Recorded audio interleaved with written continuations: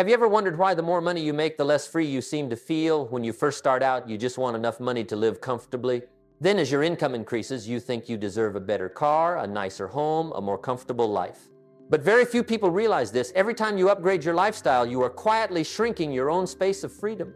It is like decorating a cage to look nicer while the door gets heavier and you become less and less able to leave. I have met many people like this in my life.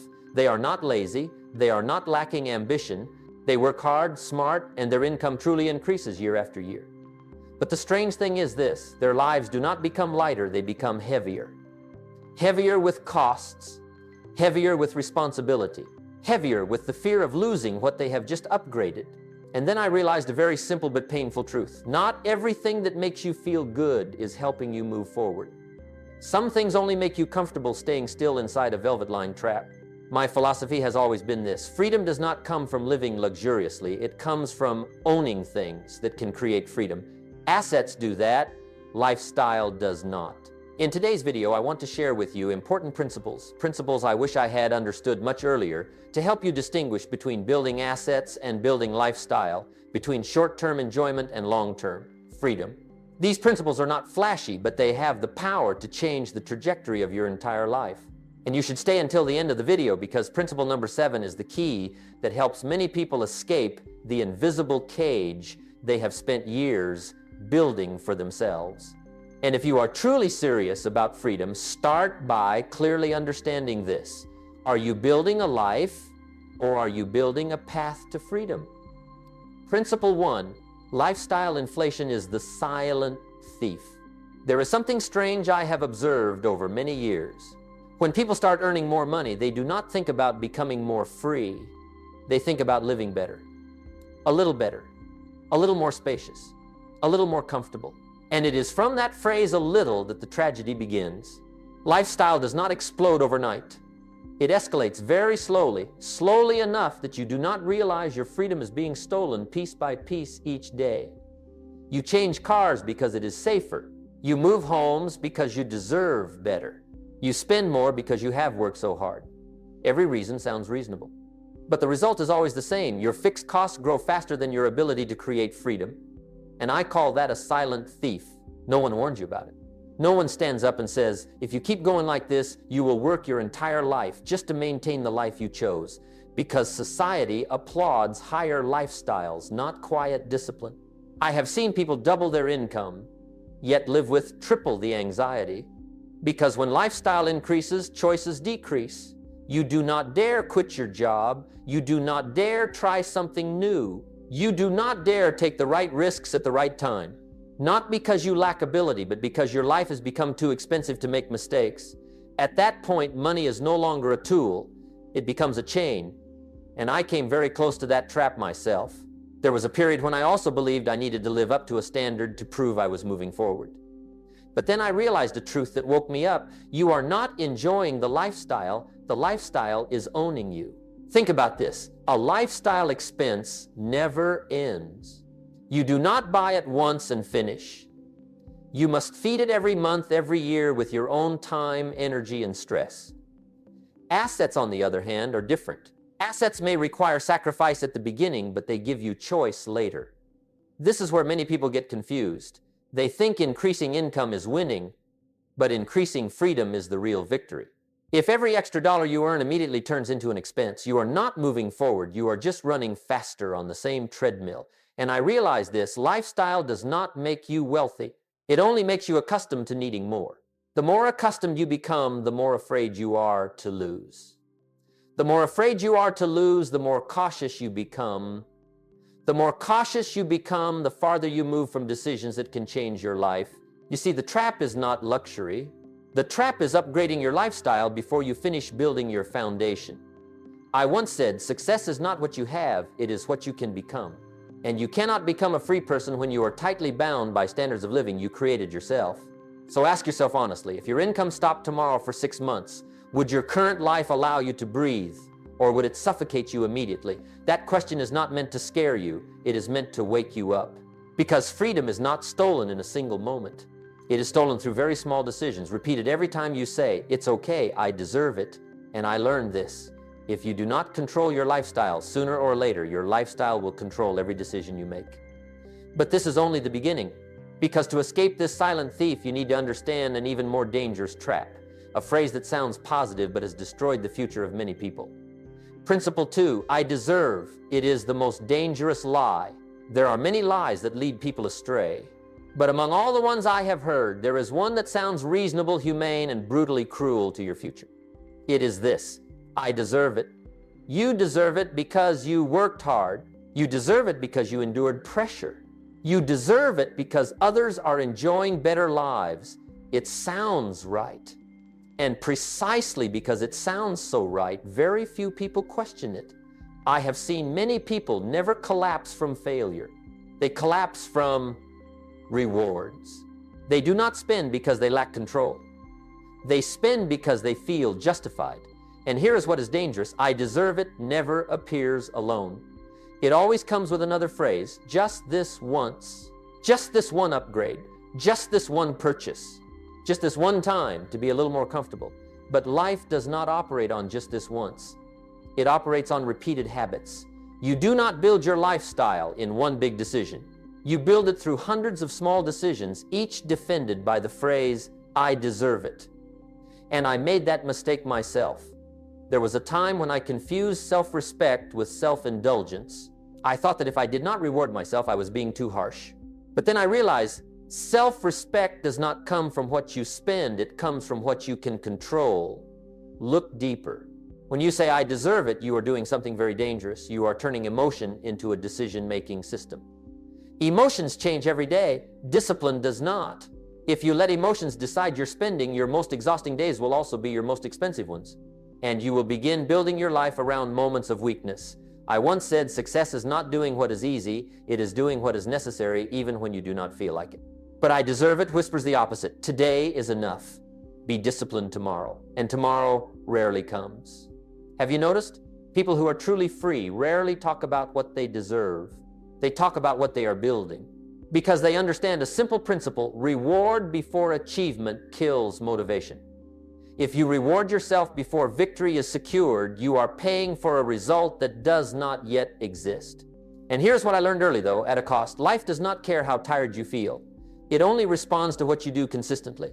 The feeling of deserving is a very sweet friend, but it always leaves before the long-term bill arrives. You may ask, so am I not allowed to enjoy life? No. You are allowed to enjoy life, but only after you build the foundation. There is a huge difference between I deserve it because I am tired and I allow myself to enjoy this because my system is strong enough. One is emotion, the other is strategy. And I realize that many people are not poor because they lack money. They are poor because they pay their emotions too high a salary. Every time you say I deserve it, stop and ask, deserve it for what? For effort or for results? For today or for the future? If your reward today makes your tomorrow weaker, then it is not a reward. It is a loan with a very high interest rate. And I learned this discipline is the highest form of self-love because it protects the person you are becoming, not just indulges the person you are right now. But remember, understanding this is still not enough. Because even if you escape the I deserve it trap, you can still fail if you do not clearly distinguish one crucial thing: what consumes and what multiplies. Principle 3, lifestyle consumes, assets compound. There is a very simple truth that most people never stop long enough to face. Not everything you spend money on is the same. Some things are finished the moment you pay. Other things begin working for you after you pay. The difference between these two is the line between a life that is merely maintained and a life that expands. Lifestyle belongs to the first category. Assets belong to the second. Think about lifestyle. You buy it to feel better today. But tomorrow you must keep paying to maintain that feeling. There is no end point, no reverse flow. Lifestyle never gives you anything back except familiarity.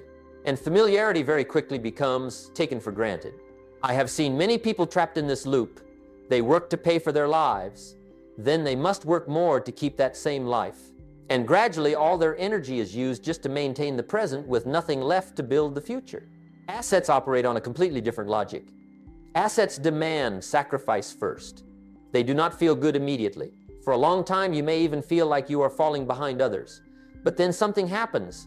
One day the asset begins to create momentum, quietly. without showing off, but consistently. And once momentum appears, the game changes.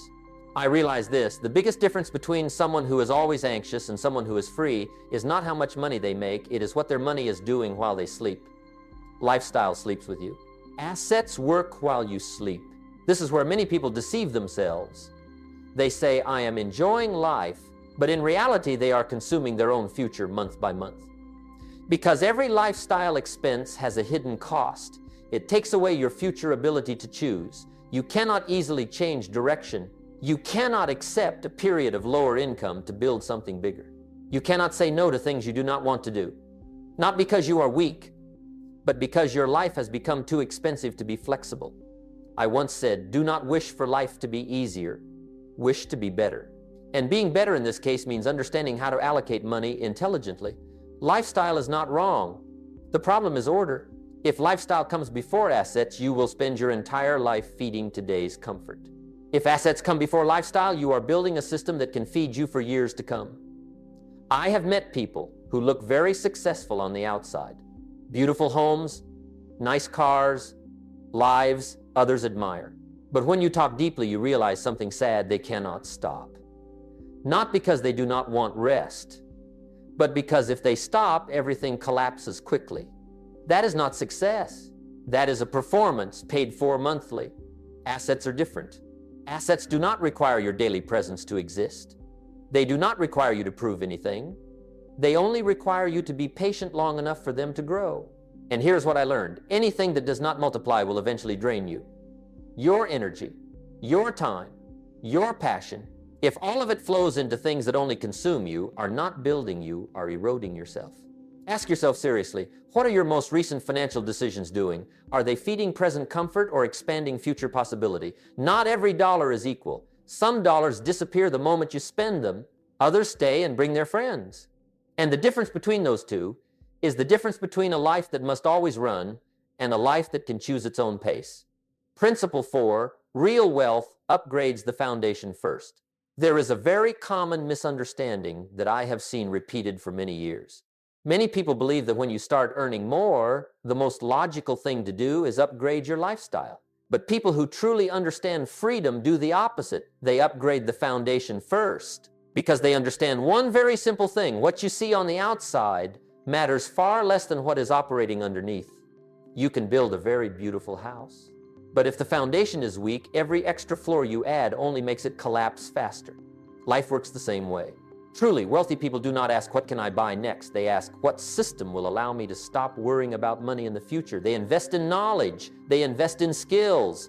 They invest in things that have the ability to create value, not just consume value. And what is interesting is this: these investments rarely impress other people. No one applauds when you turn down a lifestyle upgrade to preserve your foundation. No one praises you when you choose to slow down to build systems. But it is precisely in that silence that freedom is formed. I once said, do not wish for life to be easier. Wish to become better. And becoming better does not mean living more comfortably right away. It means living prepared. Many people get stuck because they reverse the order. They want the top to look solid, while the roots have never been cared for. They want external stability, but internally they have a fragile system completely dependent on current income. And when change happens, a new opportunity, a period of lower income, or simply a decision that requires courage, they cannot move. Not because they are not intelligent, but because their foundation does not allow it. Truly wealthy people are different. They do not build life to look the best. They build life to be the most flexible. Flexible enough to change. Flexible enough to experiment. Flexible enough to fail without collapsing. And this is what I learned on my journey. Freedom does not come from having a lot. It comes from not needing too much to survive.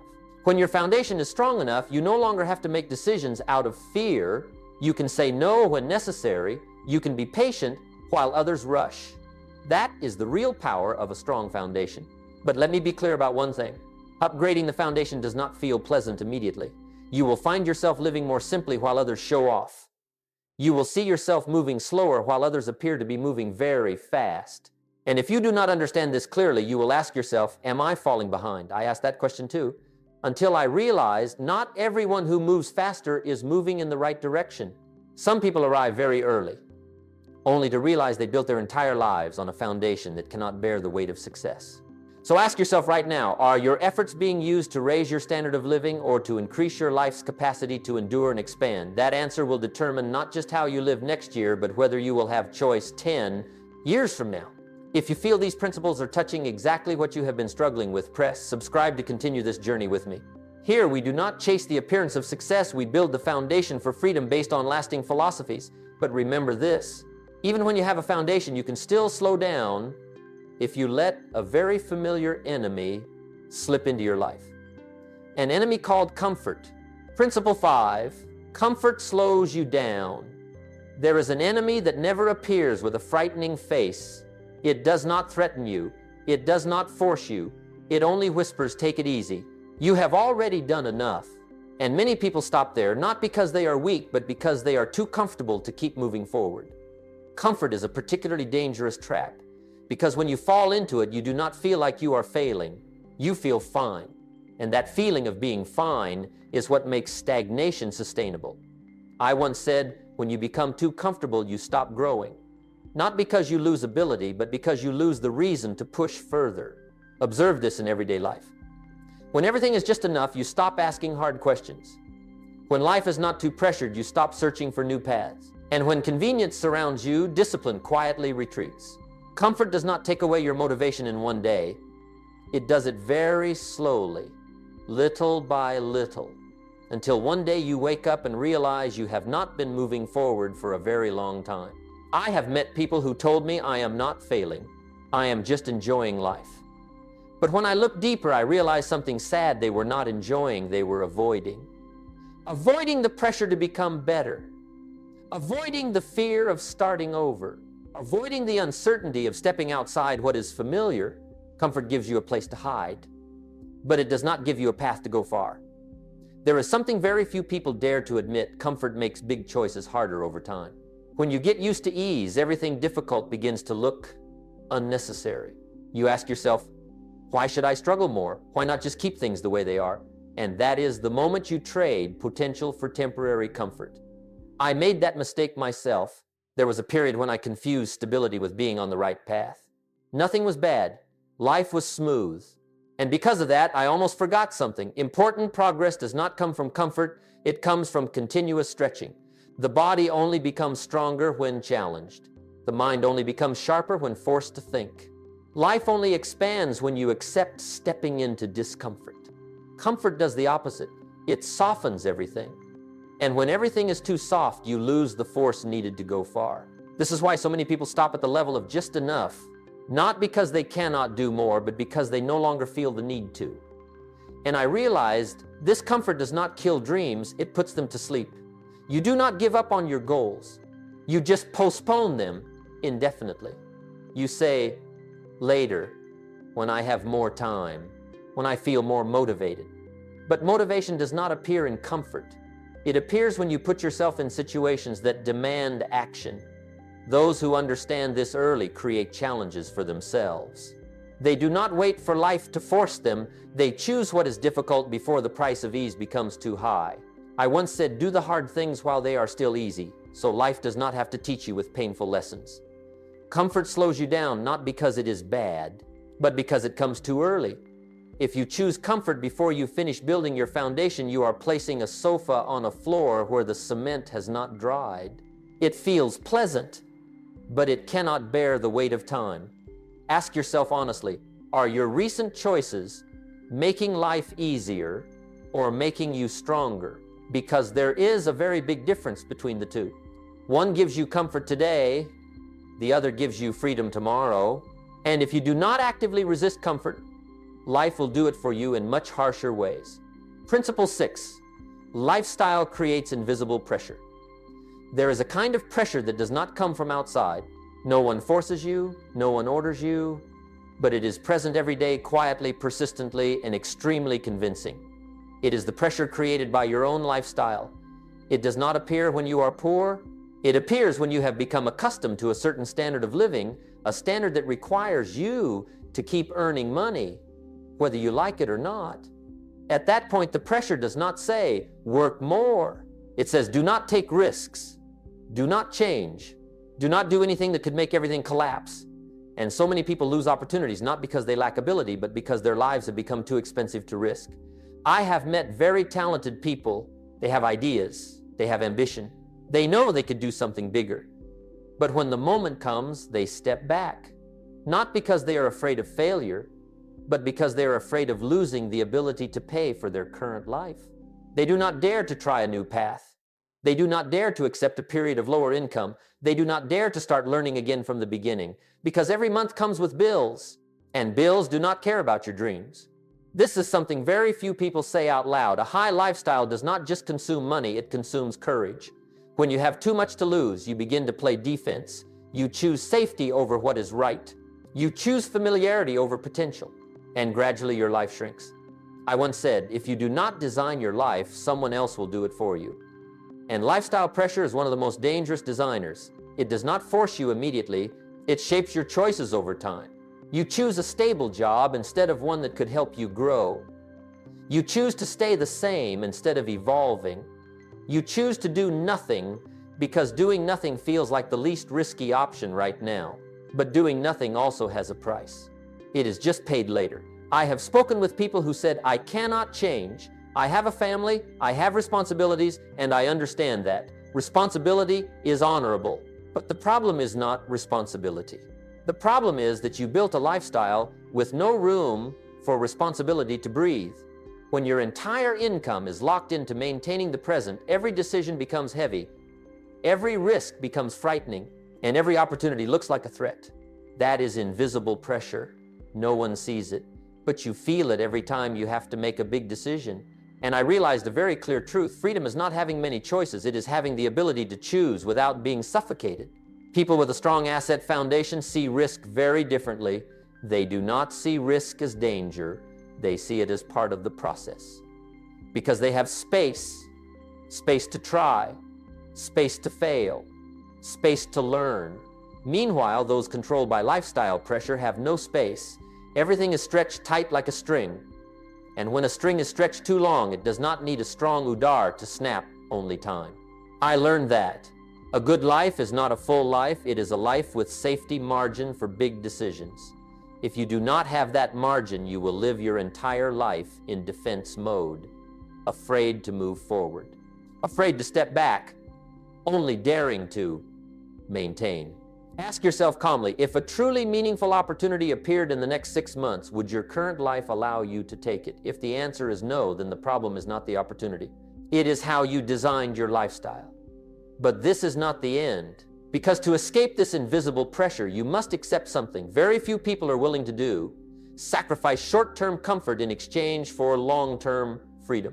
Principle 7, assets require short-term sacrifice, but return long-term freedom. There is a truth that most people do not want to hear, not because they do not understand it, but because they do not want to pay the price. That truth is this: you cannot have long-term freedom if you are not willing to accept short-term sacrifice. There are no shortcuts, there are no exceptions, and there are no rewards before the work is done. Many people say they want freedom, but what they truly want is to feel comfortable right now. And those two things rarely go together. Building assets is not like upgrading your lifestyle. It does not bring instant excitement. It does not make others admire you right away. In fact, for a long time, it makes you look like you are moving slower.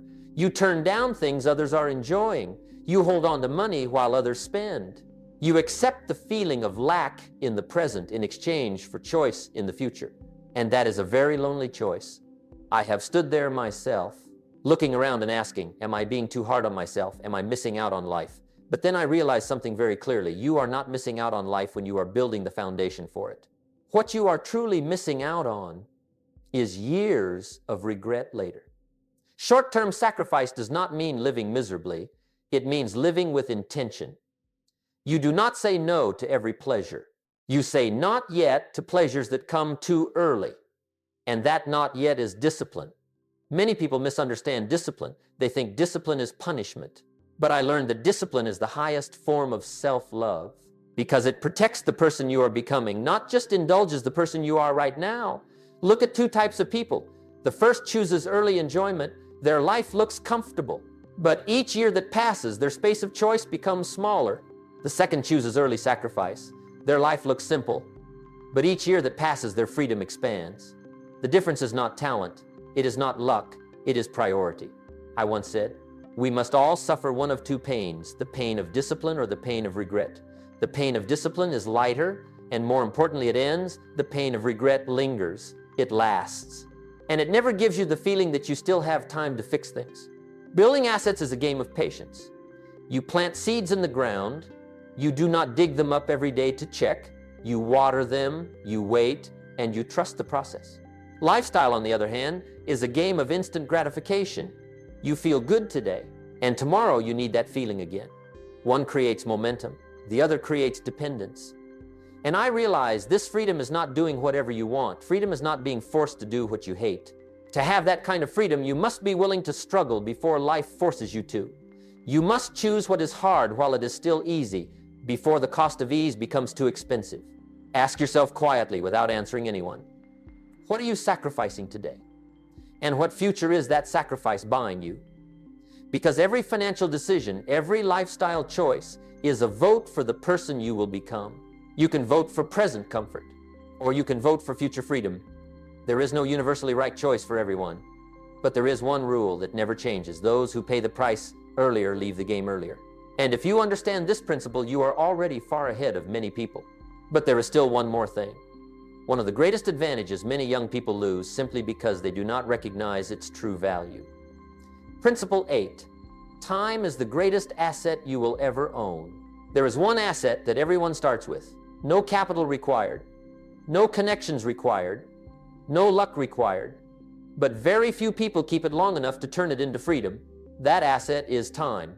When you are young, time appears quietly. It does not pressure you.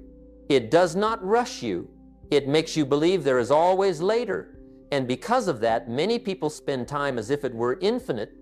They use time to upgrade lifestyle. They use time to try everything comfortable. They use time to postpone hard decisions. They think they are enjoying youth, but in reality, they are trading the greatest asset of their life for the smallest rewards. I have observed this for a long time. Young people usually do not lack energy. They do not lack ideas. They do not lack opportunities. What they lack is awareness of the value of time. Because time does not disappear suddenly, it leaks. Each passing year, you lose some ability to take risks, some flexibility, some margin for mistakes. At 25, you can try and fail. At 35, you begin to calculate. At 45, you begin to defend. Not because you are weaker, but because your life has become heavier. Family, responsibility, lifestyle, expectations. All of these consume future time. And here is what very few people realize when they are young. Time does not just pass, it contracts. Each year you delay building assets, you do not just lose 1 year. You lose the compounding effect of that year. I once said success is not doing one big thing, it is doing small things consistently over a long period of time. But if you use time to feed lifestyle first, you will not have enough time left to benefit from consistency. Many young people tell me I will get serious later. It is still early. And I always think precisely because it is early, this is when it matters most. Time in early life is like soft soil. Whatever you planted takes root easily. Mistakes are easier to correct. But when the soil hardens, every change requires much more effort. If you use your early years to build assets, you give yourself a gift. Very few people receive the right to slow down later. You do not need to rush. You do not need to be reckless. You do not need to trade health to maintain life, because you already bought time with early discipline.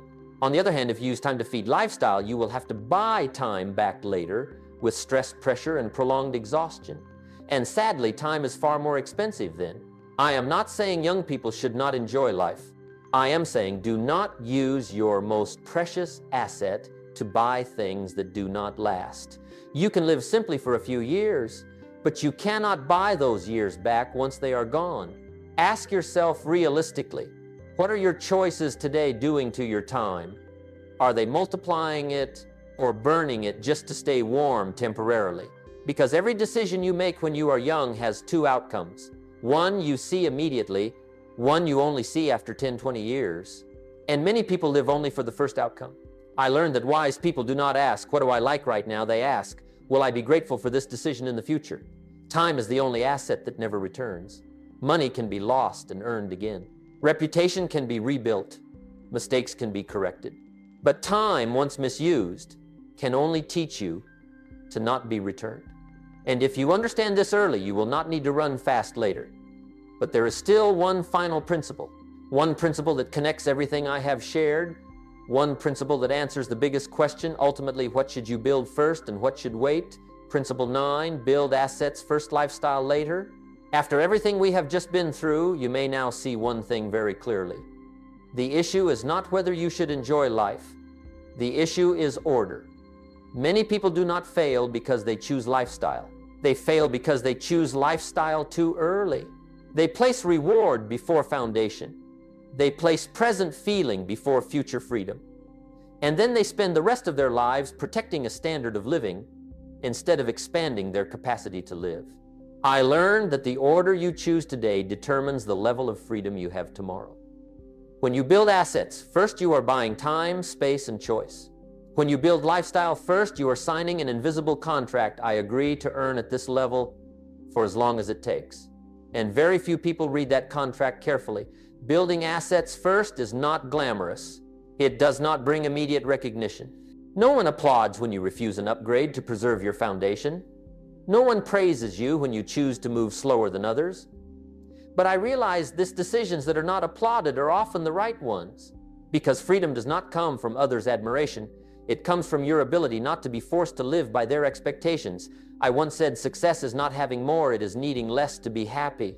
When you build assets first, you learn to live with less in the present. And in return, you gain more choice in the future. You do not need to prove anything. You do not need to chase other people's standards of living. You do not need to spend money to feel like you are moving forward, because you know very clearly you are building the foundation, not decorating. Lifestyle, when it comes later, has a completely different meaning. It is no longer a burden to maintain. It becomes the natural result of a solid system. You enjoy, but you are not dependent. You upgrade, but you are not bound. You live well without trading away the future.